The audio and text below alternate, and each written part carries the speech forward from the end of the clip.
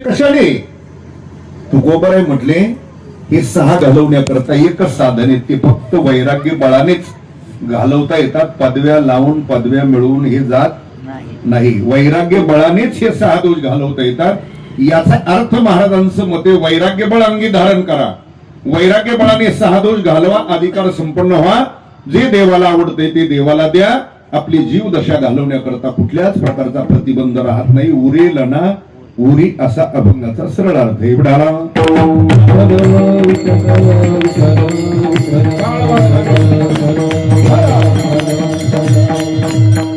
पांडुरंग करू प्रथम नमो,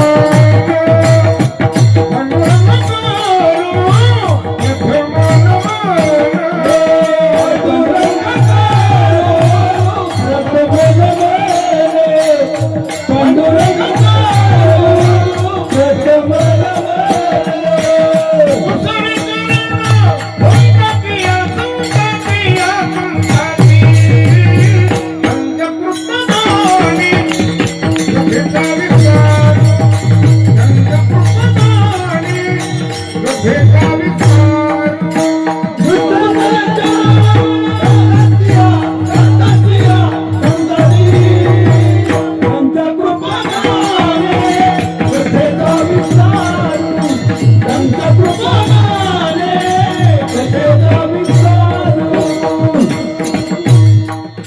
कृपादाने कधीचा विस्तारू बाबाजी सद्गुरुदास तुका जयांची केली स्मरण. होय सकळ विद्यांजातिकरण तीच म्हणून श्री चरण श्री गुरूंचे ते नमस्कारुणी. आता मस्तक हे पायावरी या वारकरी संताच्या, काय माझी वाणी मानेल संतांशी, रंजव चित्ताची आपुलिया ढाला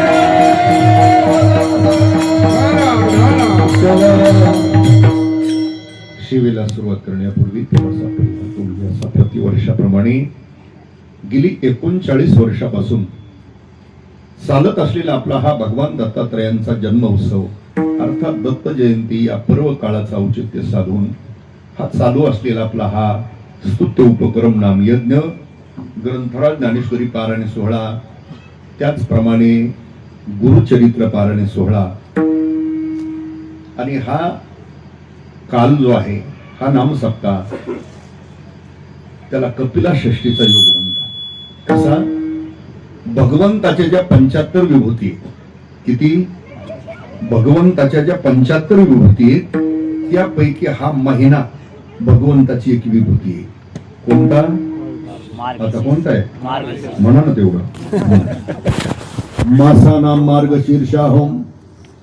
भगवान म्हणतात 12 मासामध्ये अर्थात महिन्यामध्ये मार्गशीर्ष महिना ही एक माझी विभूती आहे. एक म्हणजे हा महिना पवित्र आहे. याच महिन्यामध्ये उद्या ब्रह्म विष्णू आणि महेश यांचा जो एकत्र अवतार झाला तो भगवान दत्तात्रयांचा अवतार याच महिन्यात. आणि परवा दिवशी पुन्हा विशेष पर्व काळ होऊन गेला. कोणता?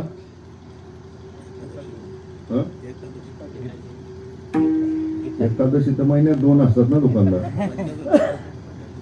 एक हा गीता जयंती म्हणजे आपला जो धर्मग्रंथ आहे त्याची निर्मिती सुद्धा त्या दिवशी झाली.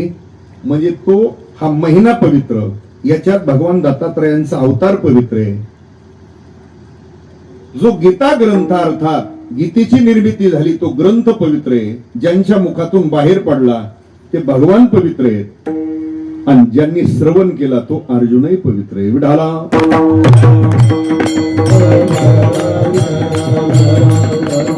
म्हणून त्याला कपिला षष्टीचा योग किंवा तुमच्या सोप्या भाषेत दुधात हा अशा प्रकारचा हा उत्सव महत्वाचा आणि भगवंताच्या साधू संताच्या वैकुंठवासी प्रातस्मरणीय पूज्य श्री गुरुवर्य धोंडोपंत दादांच्या कृपाशीर्वादाने अर्थात दादांच्याच फडाच्या परंपरेचं हे गाव आहे आपलं. त्याच्यामुळं सगळे नेम परंपरा सगळ्या चाकुरीत आहेत आणि ते बरं वाटलं. कारण फडकरी गावा जी परंपरा आहे ज्या ज्या गावाला तिथं संप्रदायाचे बरेच नियम टिकून आहेत. ज्या गावाला कोणाचाच वारसा नाही ते गावच असे गैराट झाले. कोणाचे कीर्तन ठेवते, कोणाचं ऐकते ना काय करते सांगता येत नाही. म्हणजे जसं म्हणजे ह्या गावाला फडाची परंपरा आहे. म्हणजे पट्टा आहे तुम्हाला काय हा म्हणजे बाहेरचा आलेला कीर्तनकार सुद्धा त्याला वाटतं ते फडाच्या परंपरेचं मला आपलं थोडस हा. आणि ज्याला कोणाचीच परंपरा नसती ना, ज्या पत्रिकेत वर कोणाचंच नाव नसतं मोठ्याच परंपरेच्या माणसाचं, मग कीर्तन करायला वाटतं हे असं दिसतंय मग ते तसेच कीर्तनही करतात असं असतं ते. म्हणून आपल्या गावाला मोठ्याची परंपरा आहे आणि ते परंपरा आपण जतन केल्या पाहिजे.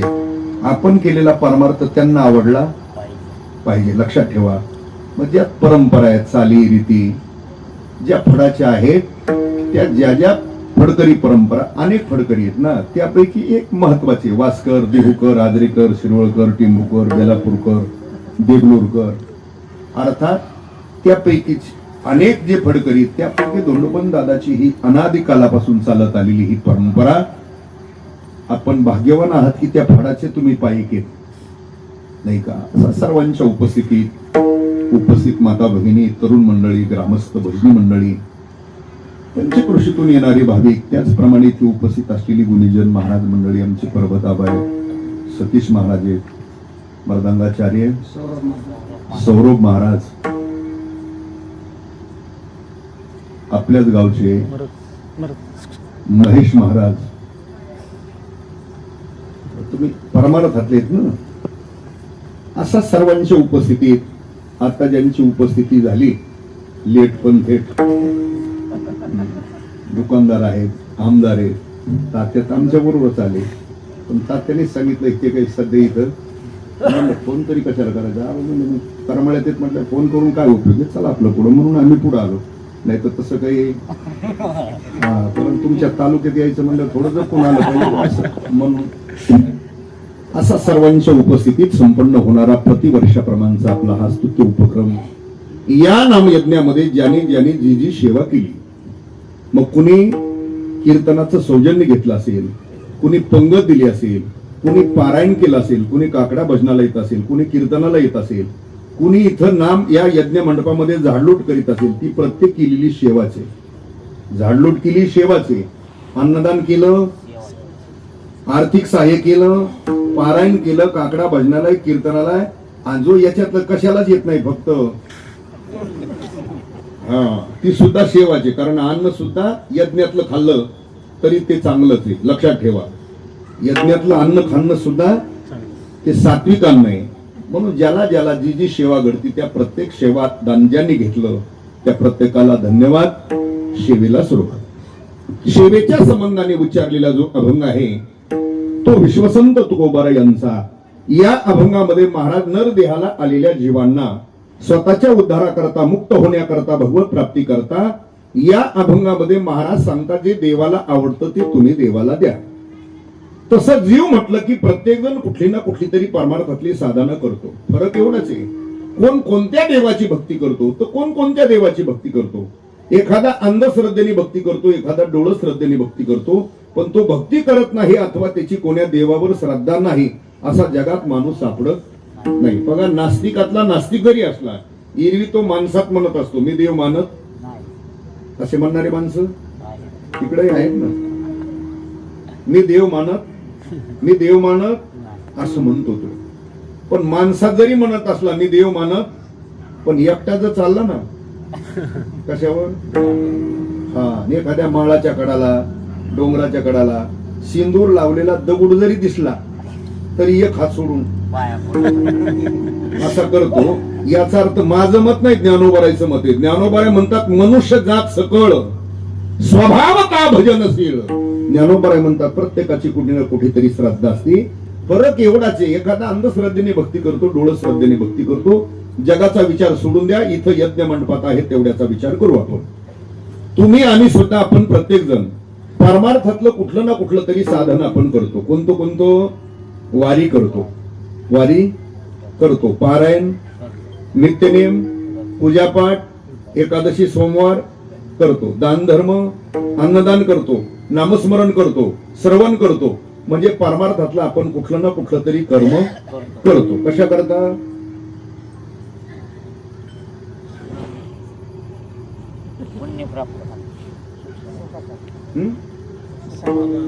ठीक आहे, काही कहाणी आपण बोलतो. सुखाच्या प्राप्ती करता जर परमार्थातलं साधन करतो असं तर मत आहे आपलं. सुखाच्या प्राप्ती करता साधन करतो आपण, याचा अर्थ मग भोगतोय काय आपण, हे त्याच्या सापेक्ष आहे. उद्धारा करता साधन करतो म्हटलं तर म्हणजे अजून आपण बद्धच. पुण्य प्राप्ती करता साधन करतो म्हणजे आपल्याकडे काय आहे, हे त्याच्या सापेक्ष आहे. भगवत प्राप्ती करता साधना करतो म्हणजे अजून झालेली, हे त्याच्या सापेक्ष आहे का? ठीक आहे, तुमचं मत आहे. सुख प्राप्ती करता परमार्थातलं साधन करतो. मग नेमकं सुख म्हणजे काय? कारण भौतिक विश्वामध्ये जीवाने केलेली सुखाची कल्पना वेगळी आहे. संत शास्त्र सांगते ते शाश्वत सुख वेगळं आहे.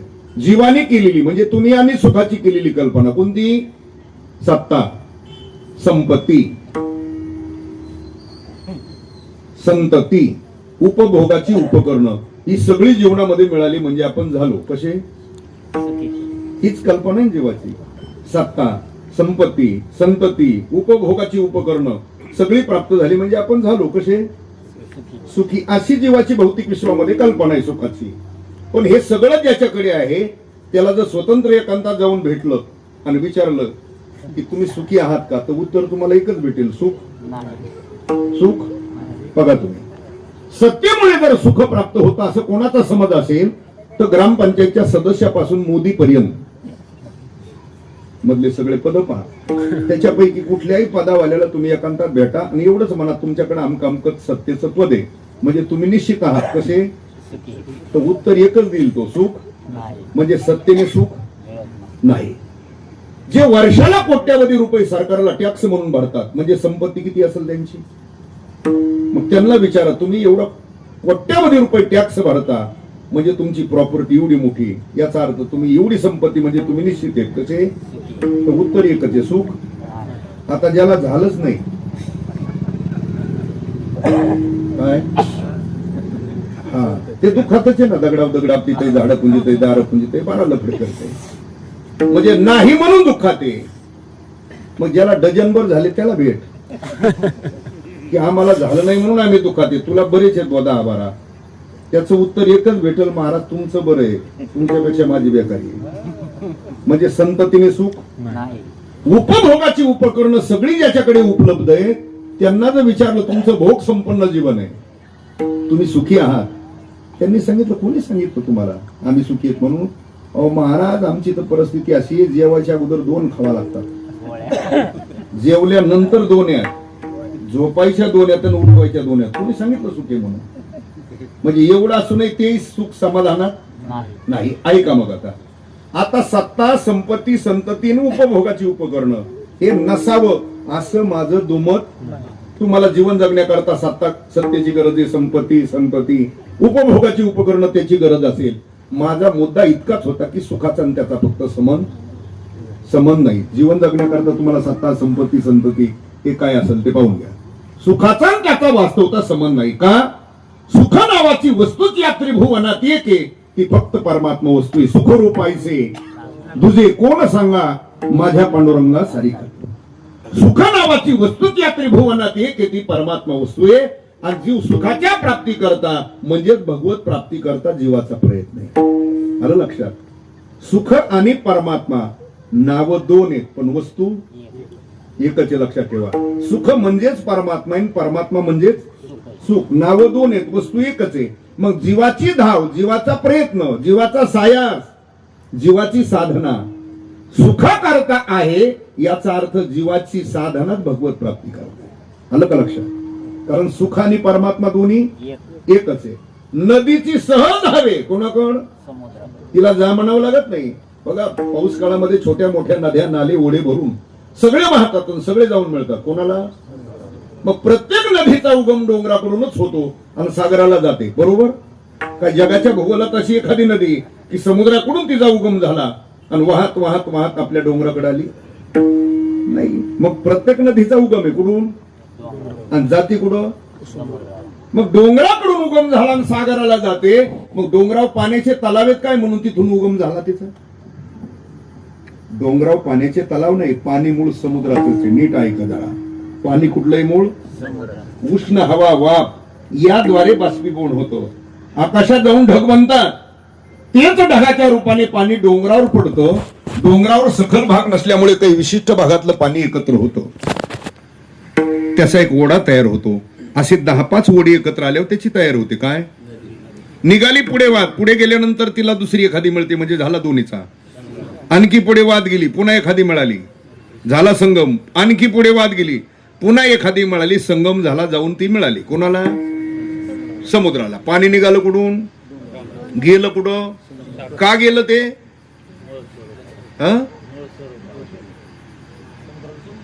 वा, हे त्याचं उत्तर आहे. क्षरला सागर गंगा ओघी मिळे, आपण ती खेळे आपण मागे, आपण ती खेळे आपण मागे, आपण ती खेळे आपण क्षरला सागर आपणच खेळ आपण आपणच खेळ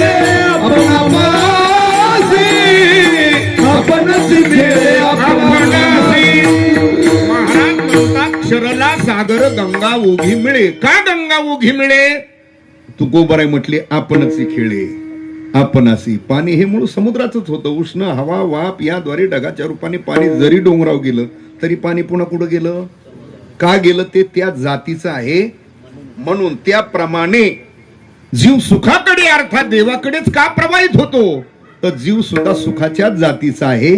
म्हणून हेही माझं मत नाही. भगवान गीतेच्या 15व्या अध्यायात सांगतात, अर्जुना या विश्वातला प्रत्येक जीव हा अर्जुना माझ्याकडेच का प्रवाहित होतो, तर त्याचं कारण आहे तो माझा अंश आहे. म्हणून ममैव अंशो जीव लोके जीवभूत सनातन. हा अर्जुना हा अनादि सिद्धांत आहे, जीव माझा अंश आहे म्हणून तो माझ्याकडेच प्रवाहित होतो. आता इथं भगवान सांगतात, अर्जुना या विश्वातला प्रत्येक जीव माझा कोण आहे, हे भगवान सांगतात. कोणाला, हा, पण अर्जुन आपल्यासारखा भोवताली बघत जांभळ्या देत ऐकणारा श्रोता नव्हता. अर्जुनाने तिथं लगेच भगवंताला प्रश्न केला, भगवान थांबा.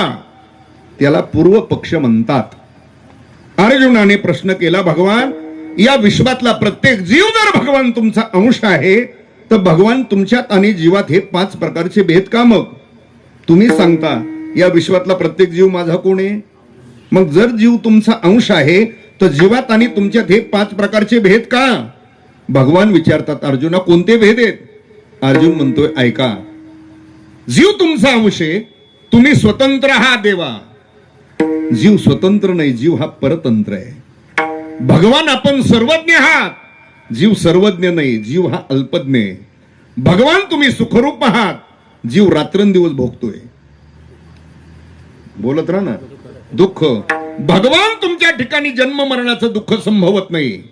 जीवाच्या मागे जन्म मरणाचं दुःख आहे, किती वेळा जन्मा यावे, नित्य भावे फजित मनोनी जीव भ्याला. याही पेक्षा भगवान तुमच्या ठिकाणी कर्माचा बंध नाहीये. जीवाच्या मागे कर्माचा बंध आहे, कर्मानुगु गच्छती. जीव एक हा भगवान. जीव जर तुमचा अंश आहे तर जीवात आणि तुमच्यात हे 5 प्रकारचे भेद का. त्याचं गोड उत्तर भगवंताने दिलंय, दुसरी तिसरीकडे नाही. या श्लोकाच्या उत्तरार्धात त्याचं उत्तर आहे. भगवान म्हणतात, अर्जुना ऐक, जीव माझाच अंश आहे, पण का दुःख भोगतो, हे भेद का जीवात आणि माझ्यात. त्याचं कारण आहे अर्जुना, मनषष्टानी इंद्रियानी प्रकृतीस्थानी कर्षती. अर्जुना जीव माझाच अंश आहे, माझाच एक अविभाज्य भाग आहे. जीव सुखाच्याच जातीचा आहे, पण त्या जीवाने संबंध जोडलाय अर्जुना. कोणाशी, मनषष्टानी इंद्रियानी प्रकृतीस्थानी कर्षती. जीव माझाच अंश आहे, पण हे भेद आहे, दुःख का भोगतोय, तर संबंध जोडलाय ना आपण. कोणाचा, हा, मग ह्या डबड्यामुळं भेद आहे. दुःख याच्यामुळे. माझं मत नाही, तुम्हाला श्लोक प्रमाण सांगतो.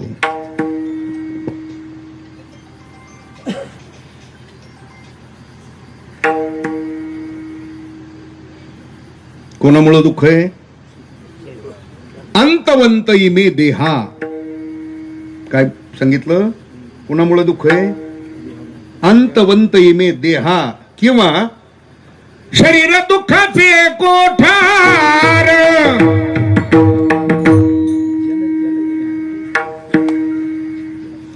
शरीर दुःखाचे कोठार. दुःखाचे कोठार. रोगाचे भांडार. रोगाचे भांडार. शरीर दुर्गंधीची फार. दुर्गंधीचे फार. नाही अपवित्र शरीरा ऐसे. या श्लोकावरून, या प्रमाणावरून पुन्हा शंका निर्माण होऊ शकते. पण कोणाला? जे थोरा मोठ्याच श्रवण करतात किंवा ज्ञानेश्वरी गाथा भागवत ज्याची चिंतनात असते त्याला शंका येऊ शकते. कीर्तनात सारखं चाटाचुटा, सासू सुनाचं, नवरा बायकोचं, मायेचा सागर, बापाचा डोंगूर, जिजू जिजू मनका, पाठीचा कणा, मित्र, गारवा, वनवास, भंगार भुंगार ज्याला ऐकायचं ना ते, त्याला शंकायचं काय कारण आहे? ते असं त्याचा हा विषय जायचं तसंच, आणि ते ज्याच्या नादी लागलं तेही असं जायचं. पण जे परंपरेच्या माणसाची कीर्तन श्रवण करतात किंवा ज्ञानेश्वरी गाथा भागवत कायम चिंतनात असते त्याला शंका येऊ शकते. महाराज, जर देहामुळे दुःख होत असं म्हणावं, शरीर जर दुःखाचं कारण म्हणावं, तर महाराज ज्ञानोबा आहे, तुकोबा आहे, नाथ महाराज एका बाजूला याच देहाचं, याच शरीराचं श्रेष्ठत्व वर्णन करतात. मग याची काय वाट लावणार? जर देहामुळे दुःख होत असं म्हणावं तर ज्ञानोबा आहे म्हणतात, बाबा 84 लक्ष योनीमध्ये हीच एक योनी. कोणती? की हेच एक शरीर आहे, की याच देहाने, याच शरीराने जन्म मरणाची राहटी संपवता येते. एवढं सामर्थ्य फक्त याच देहात आहे. तैसे येण्याची शरीरे, शरीरा येणे सरे, किंबहुना ईर झरे चिरा पडे. हे ज्ञानेश्वरी सांगते. गाथा काय सांगतोय? देव होईल म्हणती ते होते तरी का चित्ती न धरावे. होईल म्हणती ते होते तरी का चित्ती न धरावे. देव होईल म्हणती तरी का चित्ती धरावे. देव होईल म्हणती होती तरी का चित्ती धरावे. नरदेह निधान लागले हाती, उत्तम सार उत्तम गती. महाराज म्हटले, या देहाने तुम्ही देव व्हायचं ठरवलं तर तुम्ही देव सुद्धा होऊ. म्हणजे एवढं सामर्थ्य. ज्ञानोबराय वर्णन करतात, तुकोबराय वर्णन करतात. त्याही पेक्षा नाथ महाराज म्हणतात, मनुष्य देहाचे निज्ञाने सच्चिदानंद पदवी घेणे एवढा अधिकार नारायणे कृपावलोकोनी दिधला. हे भागवत सांगत आहे. म्हणजे भागवत ज्ञानेश्वरी गाथा सांगते या देहाचं श्रेष्ठत्व. त्याच्यापेक्षा पुढे जाऊन सांगतो, जर या देहामुळे दुःख होतं असं जर म्हणावं तर देव या शरीराची अपेक्षा करतात. इह लोकीचा हा देव इच्छिता ती. मग दुःख जर होतं तर देव याची अपेक्षा करतात. पण कोणी असं म्हणेल या देहामुळे दुःख आहे का सुख, कदाचित देवाला ज्ञात नसेल. आपल्यात म्हणतात ना दुरून डोंगर. पण आपल्या अगोदर याच भूमीत येऊन गेलेले जे जे महात्मे ते सुद्धा म्हणतात, घेईन मी जन्म याचसाठी देवा. महात्मे म्हणतात घेईन मी जन्म. देव या शरीराची अपेक्षा करतात. ज्ञानोबराय तुकोबराय देहाचं श्रेष्ठत्व वर्णन करतात. मग प्रश्न निर्माण होतो की देहामुळे दुःख होईल का? तर नीट आहे का?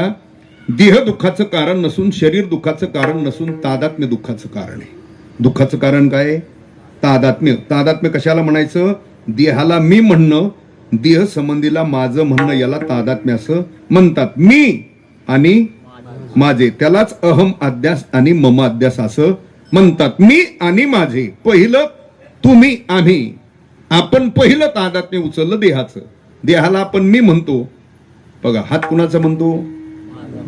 पाय, डोकं माझं किंवा मी म्हणतो.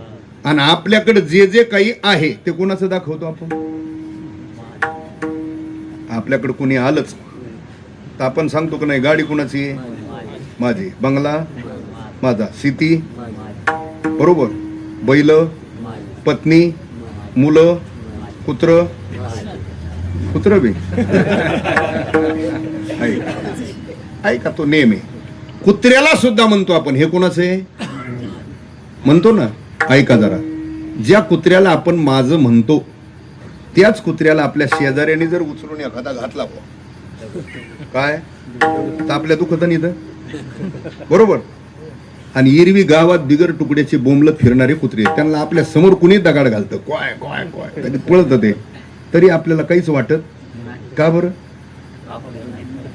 ऐका मग गावात गल्ली बोळात बिगर तुकड्याचं दिवसभर फिरतं तेही कुत्रच आहे आणि आपण पाळलंय तेही. पण याला मारल्यानंतर दुःख का होतं? माझेपणाचा समान लावलाय ना का. त्याच्यापेक्षा सोपं सांगू, बाई मरण्यात दुःख आहे का बायको मरण्यात दुःख आहे? खरं बोलला आमदार. गावातल्या अख्ख्या गेल्या तर आपल्याला काही टेन्शन, पण आपलीच गेली तर आली का पंचायत. ऐका, अन्य गावातली स्त्री सुद्धा स्त्रीचे आणि पत्नी सुद्धा स्त्रीचे, पण पत्नीच्या ठिकाणी माझेपणाचा संबंध लावलाय ना म्हणून दुःख आहे. आलं ध्यानात. या विश्वात तुम्ही ज्या ज्या वस्तूला माझं म्हणाल त्या वस्तूची काही नुकसान झाली की दुःखाचा कारण तुमच्यापर्यंत येणार. मग पहिलं तुम्ही आम्ही तादात्म्य पहिलं उचललंय ते देहाचं, मग देह संबंधी मी आणि माझे तादात्म्यामुळे दुःख आहे. एरवी पाहता या विश्वात माझा कोणाशी कसला संबंध नाही ही जर वृत्ती तयार झाली तर दुःख व्हायचं कारण काय? या विश्वात माझा कोणाशी कसला संबंध नाही ही वृत्ती तयार झाली तर दुःख व्हायचं कारण राहत नाही ना. मग पहिली तुमची माझी जी वृत्ती आहे ती कोणती वृत्ती आहे? अहम देहास्मी. कोणती वृत्ती आहे ती?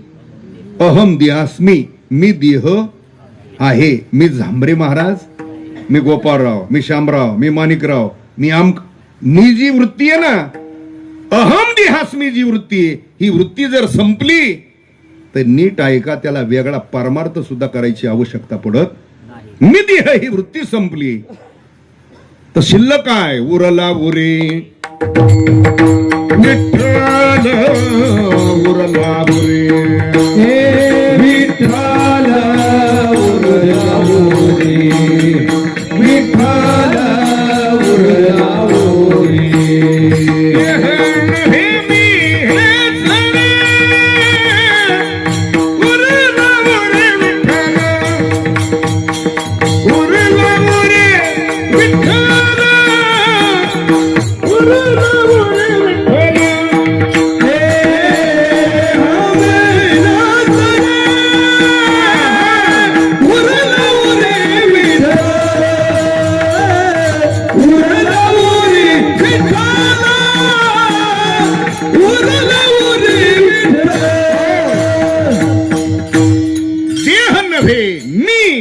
सरे शिल्लक काय उरला उरे.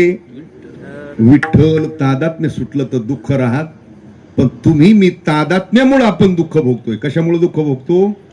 तादात्म्यामुळे जीव दुःख भोगतो आणि दुःख भोगतो म्हणून सुखाच्या प्राप्ती करता प्रयत्न करत राहतो. ऐका मग आता जीवाचं दुःख निवृत्त व्हावं, जीवाला सुखाची प्राप्ती व्हावी म्हणजेच भगवत प्राप्ती व्हावी म्हणजे जीवाचा उद्धार व्हावा. या करता पूर्वी वेदांनी सांगितलेले काही मार्ग अर्थात साधन होते ते 5. किती साधन होते? म्हणजे तुमच्या माझ्या उद्धाराकरता पूर्वी वेदांनी सांगितलेले मार्ग साधन आहेत. किती? 5. कोणते? वेद अध्ययन, तपश्चर्या, दान, अष्टांगादी योग आणि यज्ञादी क्रिया हे तुमच्या माझ्या उद्धाराकरता वेदांनी सांगितलेले मार्ग अर्थात साधन होते. किती? पण आता ते जीवाला करणं शक्य नाही. का? पहिलं साधन सांगितलंय वेद अध्ययन.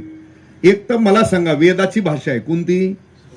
संस्कृत भाषा आहे. पहिली अडचण ती की आपल्याला संस्कृतचा उच्चार करता येत, सर्वांना करता येत. बरं, ज्याला संस्कृतचा उच्चार करता येतो त्याला त्याचा अर्थ लागलच कळलच असं नाही. आणि आपण तर या मापातले की आपल्याला मराठी शुद्ध उच्चारता येत काही ती सत्वर उच्चार, सत्वर उच्चार बघा तरी गोंधळ होतोय. किती जण म्हणतात प्रल्हादी बिंबला. 2025 संपत आलंय. 2025 संपत आलंय. अजून शुद्ध हरिपाठ सुद्धा गडी म्हणीत. हा अजून 2025 चालू आहे. अजून अवघे चित्र लोकेच चालू आहे. काय चालू आहे? रोज हरिपाठ म्हणणारे गडी सुद्धा अजूनही म्हणतात अवघे चित्र लोके. चित्रच म्हणतात. त्रैलोक्य कोणत्या पंचवार्षिकला होईल सांगता येत. हा पाठ कसा आहे? अवघेची त्रैलोक्य आनंदाचे आता. पण असा नाहीच उच्चार होत. अवघेची त्रैलोक्य आनंदाचे असं नाही. असंच म्हणणार ते. अवघे चित्र लोक चित्रच म्हणतात. अरे 2025 चालू आहे. अजून शुद्ध मराठीतला हरिपाठ सुद्धा येईना. त्याला वेदाध्ययन जमल का? जमणार नाही. जरी तो आपल्या करताच मार्ग आहे पण करणं सर्वांना शक्य नाही. दुसरं साधन सांगितलंय तप. दुसरं कोणतं साधन आहे? तपश्चर्या. बरं तपश्चर्या करायची म्हणजे इथं घरादारात बायका पोरात राहून नाही. तप करायचं म्हणजे घरादाराचा बायका पोराचा गोराडोराचा कोंबड्या झोंबड्याचा गोधड्या वळकट्या सगळ्याचा करावा लागतो. काय? त्याग. आणि हात काही होत सुटत आहे का हे आपल्याला गबाळ? नाही सुटत. त्याच्याबद्दल उपरतीच होत नाही सोडण्याची. पण समजा एखाद्याला झाली होत नाही पण झाली. सगळ्या परिवाराचा घरादाराचा प्रॉपर्टीचा त्याग केला आणि हिमालयात निघून गेलं ते तप करण्याकरता. बरं तपश्चर्या तिथं जाऊन करावं लागते. कुठं? हिमालयात. परिवाराचा प्रॉपर्टीचा सगळ्याचा त्याग केला. हिमालयात निघून गेला. बरं तिथं गेल्यावर सप्त्यावानी सकाळ संध्याकाळ पंक्ती नाहीत. भूक लागली का दिसल त्या झाडाचा पाला वरबडायचा आणि खायचा अशी व्यवस्था आहे. कुठं? भोजन नाही. झाडाचाच पाला वरबडून खायचा भूक लागली की. एक तर परिवाराचा सगळ्याचा त्याग करायचा. हिमालयात जाऊन राहायचंय. खायचंय काय? झाडपाला. दुसरं कारण तिथं पृथ्वी हेच आणि आकाश हेच. ऊन वारा थंडी पाऊस हे सगळं तिथं हिमालयात राहून सहन करायचंय. परिवाराचा त्याग करायचा आहे. झाडपाला खाऊन राहायचंय. ऊन वारा थंडी पाऊस सहन करायचंय. तशा अवस्थेत तिथं राहून करायचंय. काय जमल काय? पण समजा एखाद्याने हे जरी सगळं सहन केलं तरी तुकोबरायचं म्हणणं असं एवढं करूनही त्याचं तप घडल असं का? बरं तुकोबराय म्हटले हे सगळं सहन केलं पण तिथं गेल्यानंतर त्याचं मन आणि त्याचे इंद्रिय त्याला तप करू देतील असं नाही. प्रमाण सांगतो तपाची ते मन करूप आहे घात करुणी सांगात इंद्रियांचा महाराज म्हटले. तिथं गेल्यानंतर त्याचं मन आणि इंद्रिय त्याला तप करू देतील असं हा 10,000 एखादा विरळ आहे की ज्याने मनाचाही निग्रह केला आणि इंद्रियावर संयम म्हणजे ताबा ठेवला आणि तप करू. हा फार विरळ आहे. तप करू लागला. वर्ष 2 वर्ष त्यांनी तप सुद्धा केलं. ऐका. आणि 2 वर्षांनी त्याला आठवण आली. कुठली?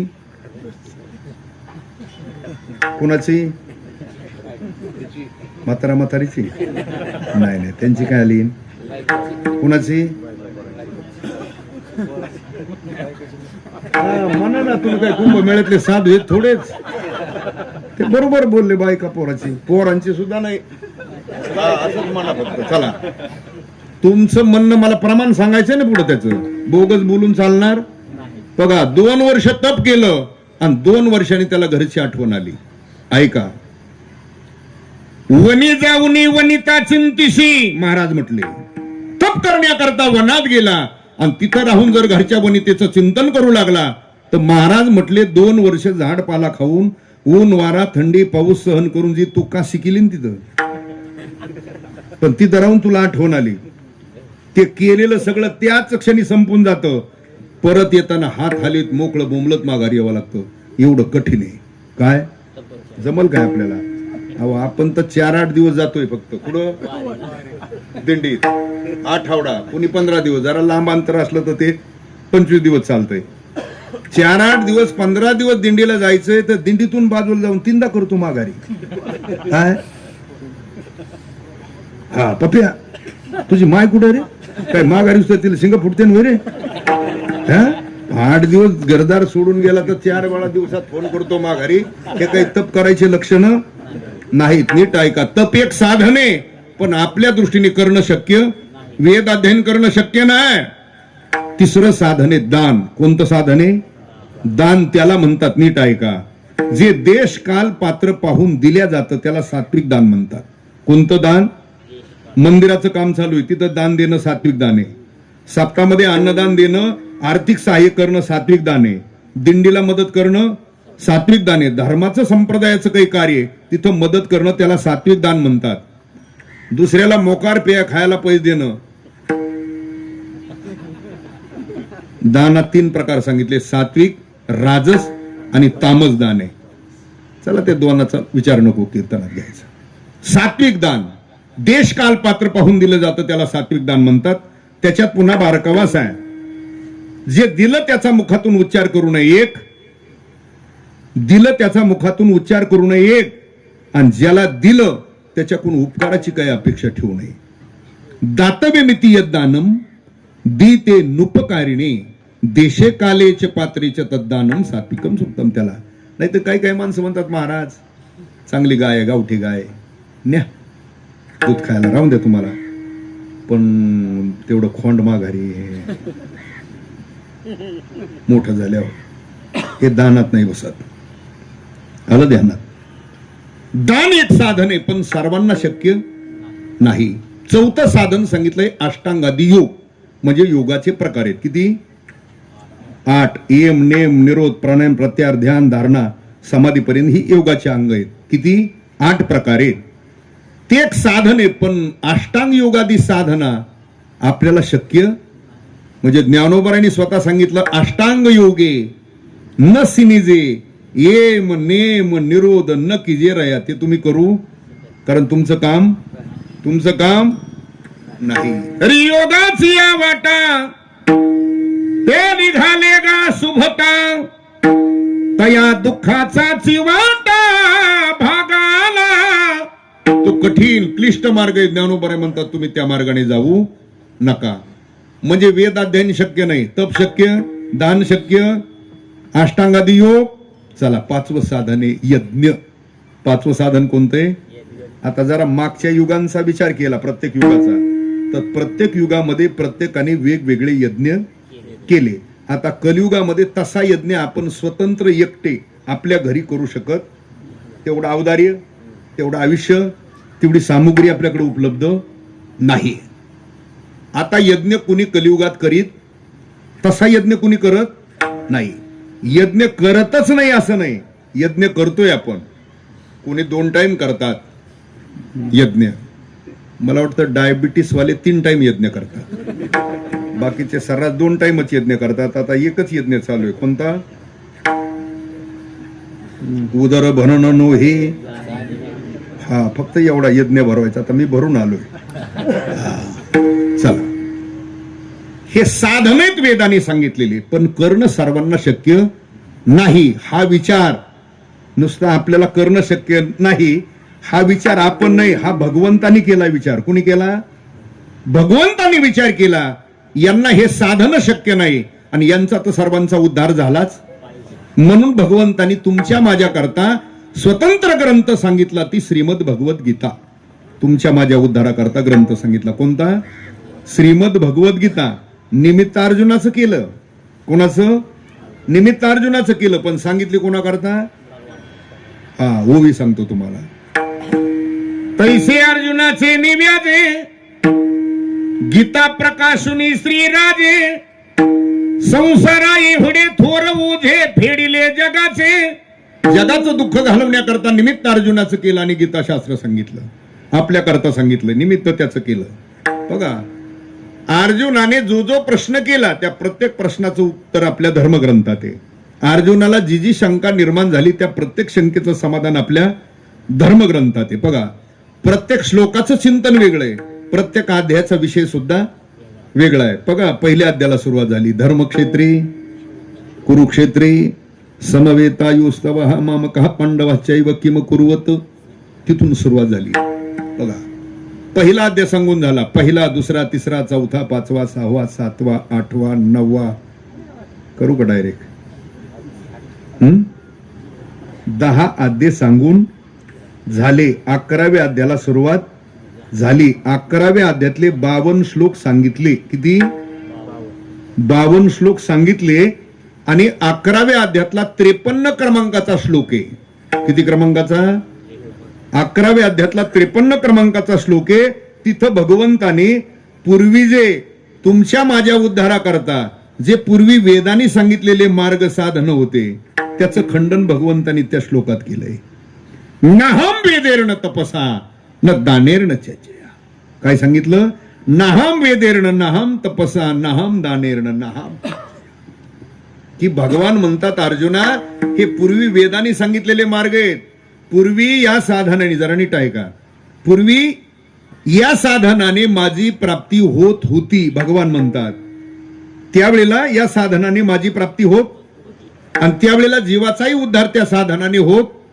पण आता त्या साधनाने तुमचा उद्धार होईल असं नाही, आणि माझी प्राप्ती होईल भगवान म्हणतात असंही नाही. त्या साधनाने तुम्हाला माझ्यापर्यंत येता येईल असंही. पुन्हा त्यापेक्षा भगवान म्हटले त्या साधनाने आता मी तुम्हाला कळल असंही, कारण ते सर्वांना शक्य. मग अर्जुन म्हणतोय भगवान हे तर पूर्वीचे साधन आहेत ना, या साधनाने जर तुमची प्राप्ती होत नाही भगवान, आणि जीवाचा उद्धार होत नाही, तर नेमकं भगवान जीवाच्या उद्धाराचं आणि तुमच्या प्राप्तीचं नेमकं साधन तरी काय? त्यावेळेला भगवान म्हटले ऐक, आता माझ्या प्राप्तीचं आणि तुमच्या उद्धाराचं आणि शिवाय ते सगळ्याला करता येण्यासारखं साधन एकच आहे अर्जुना, ती अनन्य भावाने केलेली माझी भक्ती. काय सांगितलं? भक्ती येऊनी वरी चित्ता ते गा. तुम्ही अनन्य भावाने माझी काय करा, तुम्ही माझ्या स्वरूपाला येऊन प्राप्त व्हाल. किंवा झडझडवणी ये भक्तीची ये वाटे लाग, परिणाम जिया पावसी अव्यंग निजधाम माझे. त्याच भक्तीने तुम्ही माझ्या स्वरूपाला येऊन प्राप्त व्हाल. हे कोण सांगत आहे? भगवान सांगतात. कोणाला? कोण्या ग्रंथात? हा, ऐका. मग भगवंताने भगवत प्राप्तीचं साधन अर्जुनाला काय सांगितलं? इथं भक्ती सांगितली ना, इथं अंडरलाईन करा. भगवंताने अर्जुनाला गीतेमध्ये जीवाच्या उद्धाराचं साधन सांगितलं भक्ती. थोडस भागवतामध्ये या. भागवत ग्रंथ हा मुळचाच भक्तिप्रधान ग्रंथ आहे. भागवताचा उपदेश भगवान उद्धवाला करत असताना भगवान म्हणतात उद्धवा तुला माझी प्राप्ती हवी हो, मोक्ष हवाय हो. भगवान म्हटले मग भक्ती कर, तुला मुक्ती. पण तो उद्धव एकदा सांगून करील कसं? उद्धवाने देवालाच प्रश्न केला, भगवान तुम्ही काय मला सोपं सांगता, भक्ती कर मुक्ती मिळेल. मी काही तुमचं एकट्याच ऐकत, मी आतापर्यंत बरेच बुवा हा असं म्हणतात काही काय गावात आहे का. उद्धवाने देवालाच प्रश्न केला. उद्धव म्हणे गा श्रीपती, मोक्ष मार्गी साधने किती, वेदवादी यांची उपपती बहुत सांगती साधने. असा प्रश्न केला उद्धवाने. पण ज्यांना प्रश्न केला ते काय आपल्यासारखे हवं पण आहे ना, ते योगेश्वर भगवान आहे. भगवान म्हणतात उद्धवा तू आतापर्यंत मोक्ष प्राप्ती करता ज्यांची ज्यांची मतं श्रवण केली, तू ऐकलेली मतं कशी आहेत सांगू? ऐक आता. आता भगवान बोलतात, त्याचं नाथ बाबा वर्णन करतात. तू ऐकलेली साधन ती अवधीच समान, की एक गौण एक प्रधान, देवे सांगितले आपण भक्तीशी कारण मुक्तीशी, अनेका साधनांना पेक्षिती, सर्व संगाते निरशिती, मोक्ष मार्गी मुख्य भक्ती, जेने स्वरूप प्राप्ती तात्काळ. त्याही पेक्षा भगवान पुढे जाऊन बोलले, माझ्या स्वरूपी ठेवून या मन, फला शेवीन माझे भजन, हेची मोक्षाचे मुख्य साधन, देवे आपण बोलिले विठाला.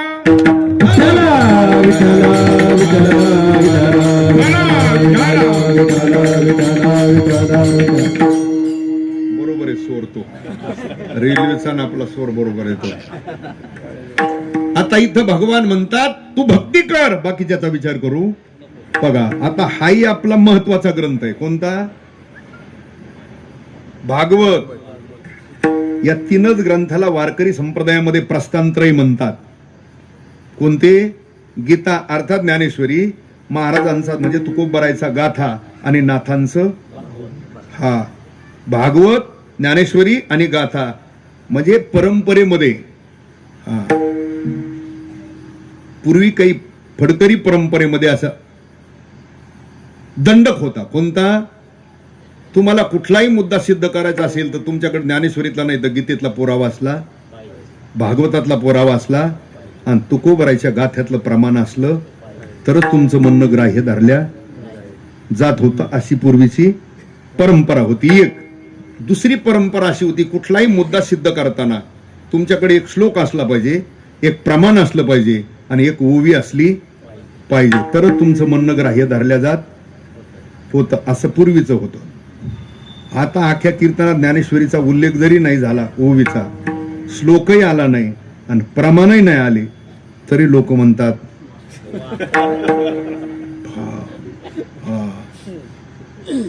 ते नुसतं आई बाप मित्र कविता ह्याच्यावर जरी त्यांनी 2 तास काढले आणि लय झालं तर उलसा असं जरी केलं तरी लोक म्हणतात नाही नाही लय. अरे ते नाच आहे का भोसडीच्या? हे मोकर अंग हलायचे आणि वाकडे तिकडे चाळे करायची जागा नाही. एक तर या जागेवर, या गादीवर गाणं म्हणू, कविता म्हणू नाही. म्हणायचं असलं तर प्रमाण, ओवी, श्लोक, चरित्र सांगायचं असलं तर एक तर देवाचं नाही तर संताचं, भक्ती सांगावी, ज्ञान सांगावं, वैराग्य सांगावं. याच्यापेक्षा मी सासरवाड्याला गेलो आणि माई बायको अशी म्हणली, तो तिकडे इकडे काय आला तो कीर्तनात, तुझी बायको काय म्हणली, तुझी सासू काय म्हणली, विढाला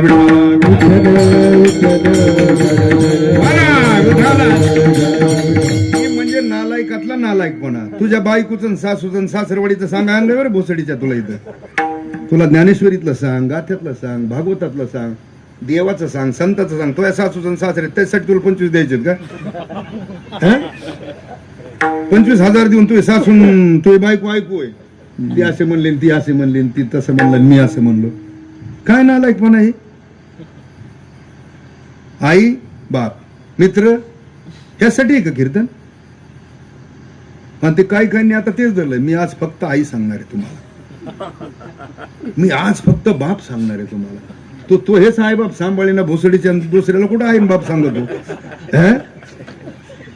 पण हे ठेवणाऱ्यांना लाज पाहिजेत ना, ठेवणाऱ्यांना लाज पाहिजे. याला संप्रदायाची अक्कल नाही असं समजत आहे. म्हणून ते कोणाचं ऐकत भंगऱ्या भुंगऱ्याचं? नीट ऐकत, राग आला तरी चालन. अशा भंगार भुंगार माणसाचं ऐकून ते तर भोसडीच्या नरकात जाणार ते, पण ज्यांना त्यांचा नाद आहे त्यांना सुद्धा घेऊन जातील ते. हा, मग आपल्याला कसं करायची ती ज्याने त्यांनी ठरवायचं. विठाला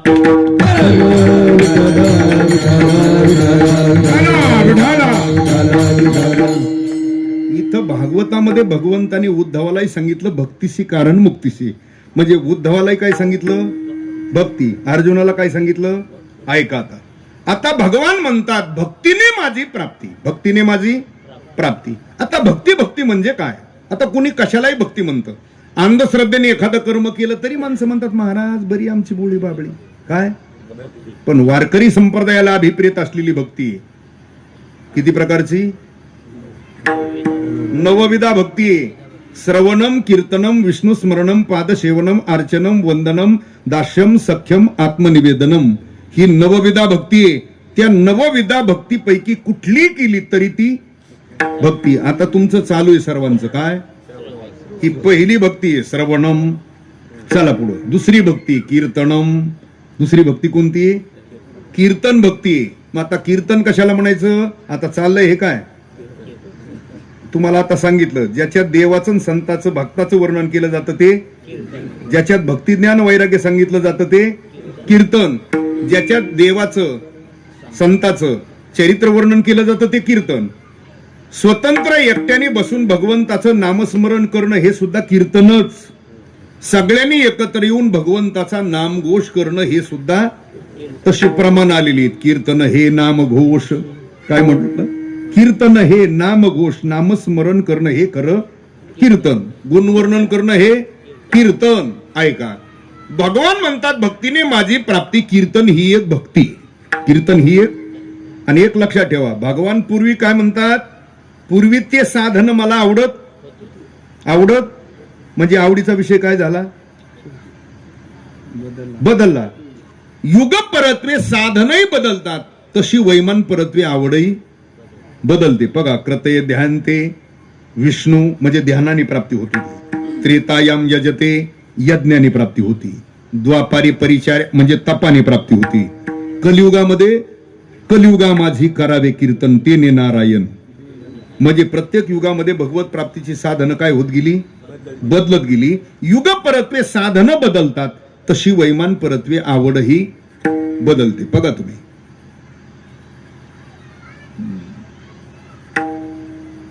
दुकानदार तुमचं किती आता रनिंग चालू? 61. तुमच्या लहानपणी कोणते खेळ होते?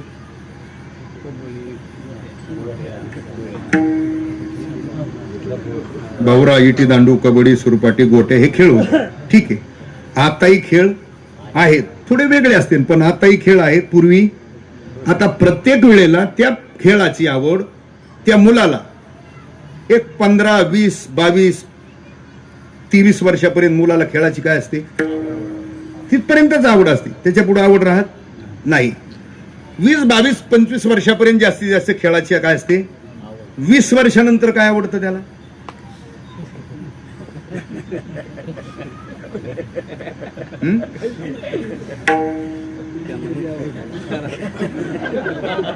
असं काय बरोबर आहे. हा, असं तर तो व्यवहार आहे, म्हणजे विनोद फिनोद नाही तो. ठीक आहे, 20 वर्षांनी त्याचा आवडीचा विषय काय झाला, बदलला. ठीक आहे, लग्न झालं, पत्नी हा त्याचा आवडीचा विषय झाला. किती दिवस त्याची काही मर्यादा असते. मुलं बाळ झाले तो आवडीचा विषय.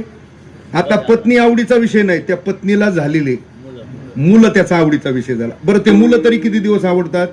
तेच मुलं मोठे झाले आणि त्या मुलांचे झाले. आता लग्न झालेल्या मुलाला काही आई वडील मांडीव घेऊन मुखे नाही घेत त्यांची. बघा, आता लग्न झालेले मुलं मुली नाही आवडत, त्यांना झालेले काय. आता तुम्हाला काय आवडत आहे? आवडतात की नाही? आवडत नसले तरी आवडून घ्यावाच लागतात.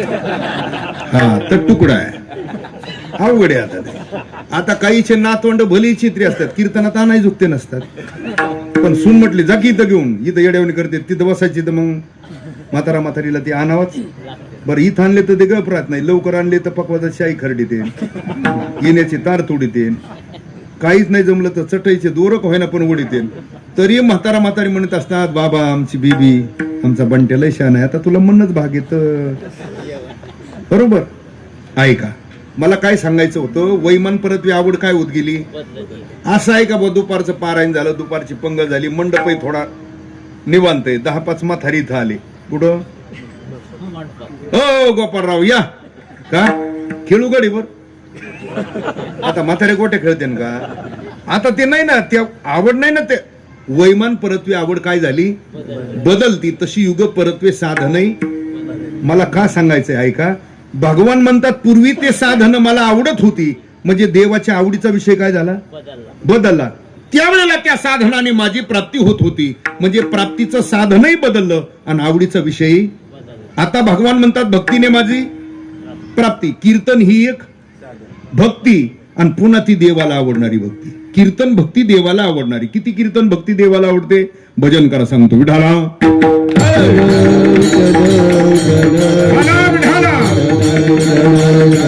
कीर्तन भक्ती देवाला किती प्रिय, किती आवडते. चंद्रभागेच्या वाळवंटामध्ये नामदेवरायचं कीर्तन चालायचं. कोणाचं? नामदेवरायचं कीर्तन चालायचं. आणि त्या नामदेवरायच्या कीर्तनला प्रत्यक्ष प्रमाण चाल म्हणण्याकरता जे साथीला होते ते माऊली महावैष्णव ज्ञानोबा आहे, सावता महाराज, कबीर महाराज, ही मंडळी कीर्तनाच्या साथीला. श्रोते निवृत्तीनाथ, सोपान काका, गोरोबा काका, जनाबाई, मुक्ताबाई म्हणजे श्रोते अधिकारी, टाळकरी आणि कीर्तनकार. मग त्या कीर्तनाचा आनंद सामान्य असेल का हो? रंगभोर कीर्तनात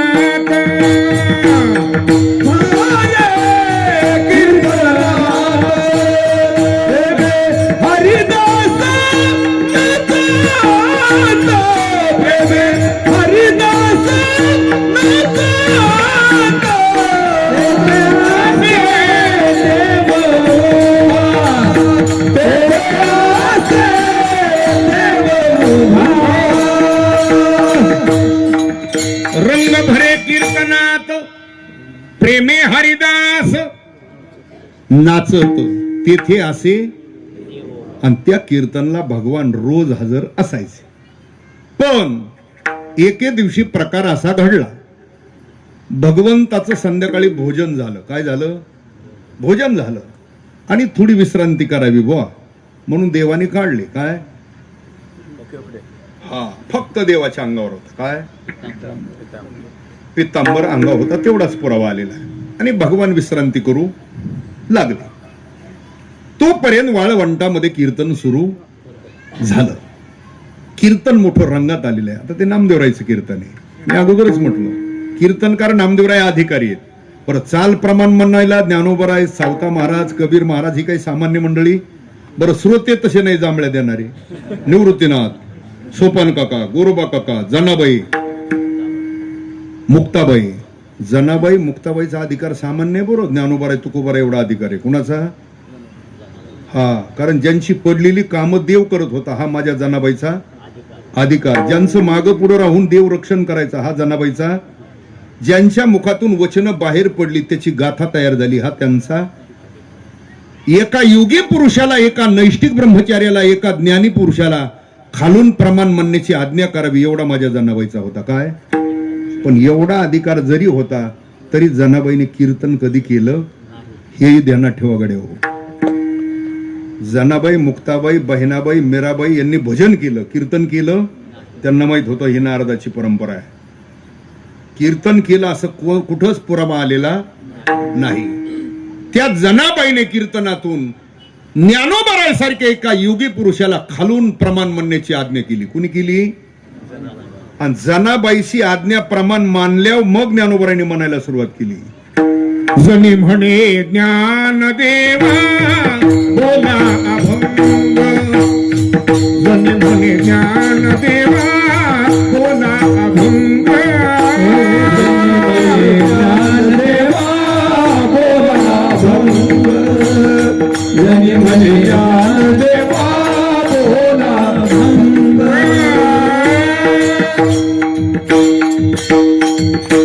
जनी म्हणे ज्ञानदेवा बोला बोला अभंग, आज्ञा केली जनाबाईने. आणि जनाबाईची आज्ञा प्रमाण मांडली. मग ज्ञानोबरायने म्हणायला सुरुवात केली. आता ज्ञानोबरायने म्हणायला सुरुवात केल्यावर काय ताला स्वराची अडचण असेल काय? नाही बुवा. अभंग बोलता रंग कीर्तनी भरला, अभंग बोलता रंग कीर्तनी भरला,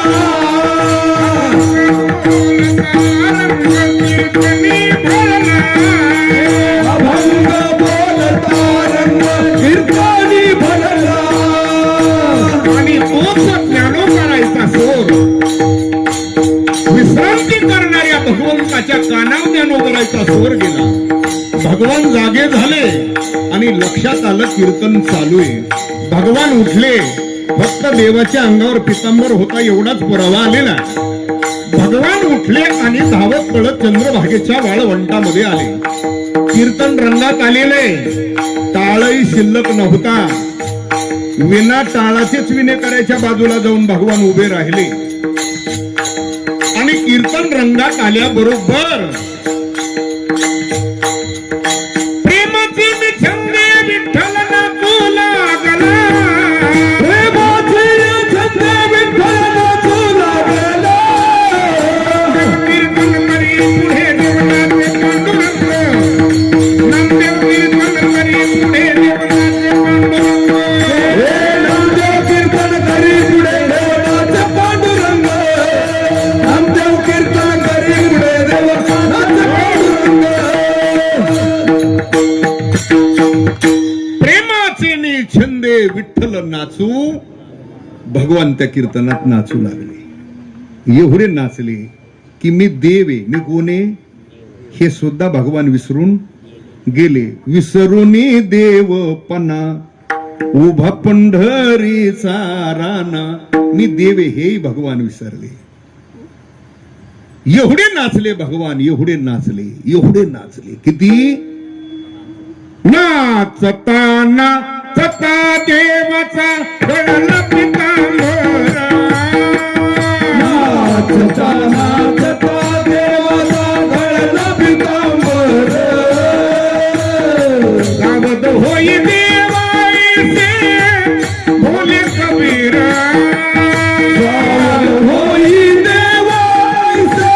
बोले कबीर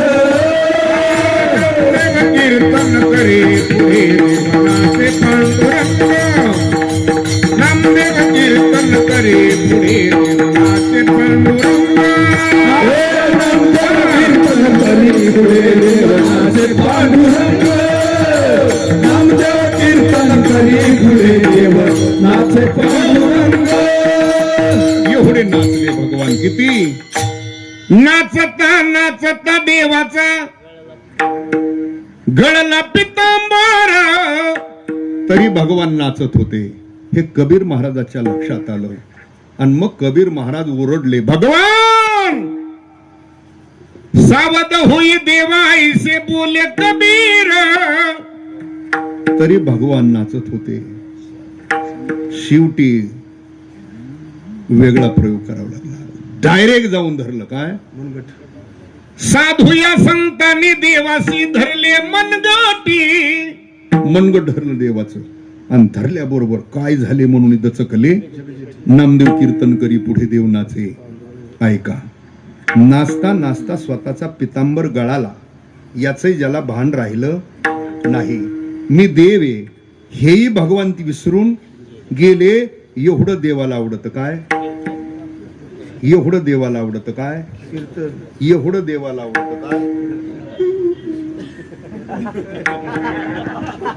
बरोबर एवढं देवाला आवडत काय एवढं देवाला आवडत काय एवढं देवाला आवडत कीर्तनाची गोडी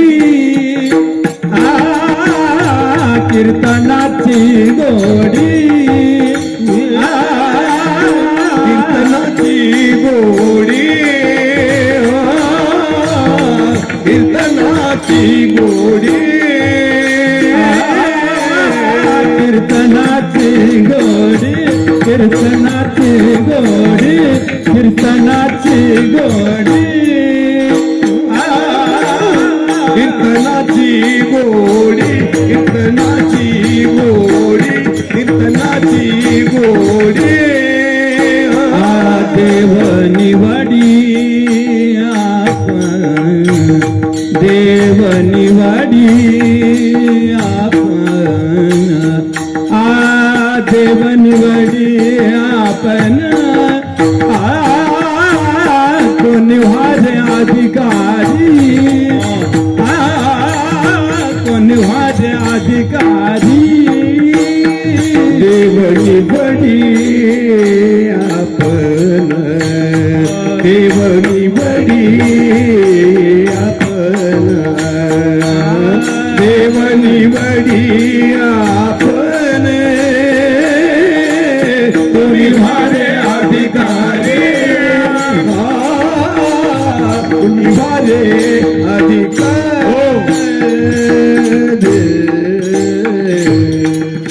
एवढं देवाला आवडत काय एवढं आवडत देवाला काय कीर्तनाची गोडी देव निवडी आपण मग मला सांगा जे देवाला आवडतं ते देवाला दिलं पाहिजे का आपल्याला आवडतं ते दिलं पाहिजे माणसं आपल्या आवडीचं देवाला देतात का देवाच्या आवडीचं देवाला देतात बघा तुम्ही अज्ञानी लोक देव कोणताही असू द्या बांधावरचा असू द्या शिवाच्या काळाचा असू द्या चारीतला असू द्या वड्याच्या काळाचा असू द्या हरिष्ठाच्या काळाचा असू द्या आवडतं का हो त्याला